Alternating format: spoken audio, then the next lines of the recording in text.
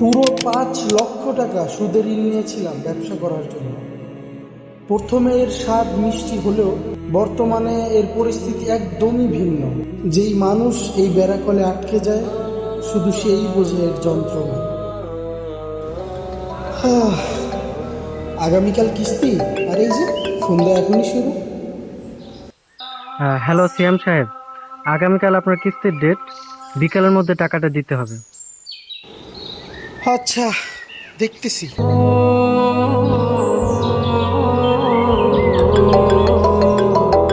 আচ্ছা, আপনার কিন্তু 3 মাসের কিস্তি অলরেডি জমে গেছে, এরপর কিন্তু সুদ আরো বাড়বে। হ্যাঁ, বিষয়টা আমার মাথায় আছে, বারবার আপনার কল দেওয়ার দরকার নেই তো।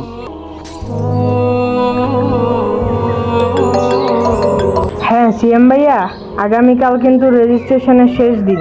হ্যাঁ মনে আছে, তুই রাখ। هنا مروا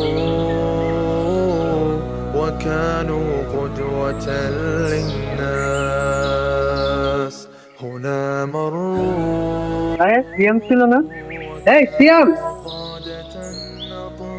আরে মাশরাফি, আসসালামু আলাইকুম, কি অবস্থা তোমার? চিন্তিত মনে হচ্ছে।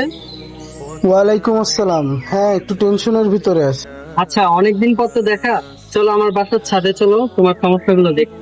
আচ্ছা বলো, এখন কি নিয়ে টেনশন আছে?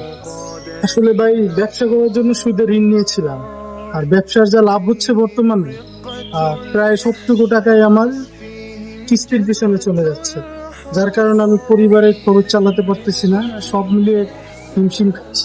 তোমার প্রথম ভুলটি হচ্ছে তুমি সুদে ঋণ নিয়েছো। হাদিসে এসেছে, যারা যারা সুদের সাথে যুক্ত থাকে তাদের প্রত্যেকের উপর আল্লাহ তাআলা লানত। কোরআনে বলা হয়েছে সুদ বরকতহীন। সুদ একটা বড় কবিরা গুনাহ, কারণ সুদ হচ্ছে গরিবকে আরো গরিব বানায়। এর গুনাহ সম্পর্কে যদি তুমি জানতে চাও, এটা নিজের মায়ের সাথে ব্যভিচার করার যে গুনাহ তার সমতুল। সবই তো বুঝলাম, কিন্তু আমি তো এর ভিতরে আটকে গেছি ভাই। আমি তো এর মধ্যে থেকে ভাই বেরই হতে পারতেছি না। তুমি কি আমাকে কিছু টাকা ধার দিবে? কারণ আমার 3 মাসের কিস্তি আটকে গেছে। যদি এবার না দিতে পারি, সুদের হার আরো বেড়ে যাবে, তখন আমার জন্য ব্যাপারটা আরো কঠিন হবে। আমার কাছেও তো এখন টাকা নাই, তবে আমি তোমার জন্য ম্যানেজ করার চেষ্টা করব। ভাই, তুমি এসব থেকে বেরিয়ে আসো, আল্লাহর কাছে তওবা করো, ইস্তেগফার করো, তুমি নিজে সতর্ক হও এবং তোমার আপনজনদের সতর্ক করো, আর আল্লাহকে ভয় করো। ইনশাআল্লাহ তিনি তোমাকে এসব থেকে মুক্ত করবেন। আচ্ছা ভাই, বুঝতে পেরেছি। আমার আসলে ভালো লাগতেছে না তো, তাহলে আমি বাসায় যাচ্ছি। টাকা তো দিলই না, শুধু দিল জ্ঞান। সুদ কি? আমার কাছে শোনেন, বাকিদের কথা বাদ দেন। আমার কাছে শোনেন, সুদ কি জিনিস? সুদ ইজ ইকুয়াল টু নিজের মায়ের সাথে সেক্স করা। আমার কাছে শোনেন, সুদ কাকে বলে? সুদ ইজ ইকুয়াল টু আল্লাহর সাথে যুদ্ধ করা।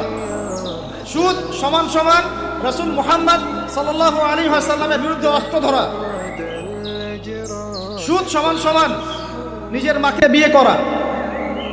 সুদ সমান সমান 36 বার জেনা করা, তাও 1 দিরহাম সুদ। এটা তো দেখতেছি সবচেয়ে বড় পাপের মধ্যে একটা। ইনশাআল্লাহ এর থেকে উদ্ধার আমার আল্লাহই আমাকে করবেন। আসসালামু আলাইকুম সিয়াম, তোমার জন্য আমার এক বড় ভাইয়ের থেকে কিছু টাকা জোগাড় করেছি। তাতে তোমার ঋণের প্রায় অর্ধেকের বেশি পরিমাণ শোধ হয়ে যাবে ইনশাল্লাহ। তো তুমি একটু দেখো যে অন্য কারো কাছ থেকে বাকিটুকু জোগাড় করতে পারো কিনা, তাহলে পুরোটা একসাথে দিয়ে তাদের থেকে পুরোপুরি সুদবিহীন তাদের টাকাটা পরিশোধ করে দাও। অথবা যদি না মানে, তাহলে একদম কম পরিমাণ যেন সুদটা নিয়ে তোমাকে যেন ঋণ মুক্ত করে দেয়। ওয়ালাইকুম আসসালাম ভাই, আলহামদুলিল্লাহ তুমি আমাকে চিন্তা মুক্ত করলে, আর আল্লাহর কাছে অশেষ শুকরিয়া যে আমাকে এর থেকে পরিত্রাণের সুযোগ করে দিয়েছেন। নিশ্চয়ই আল্লাহ হলো উত্তম পরিকল্পনাকারী।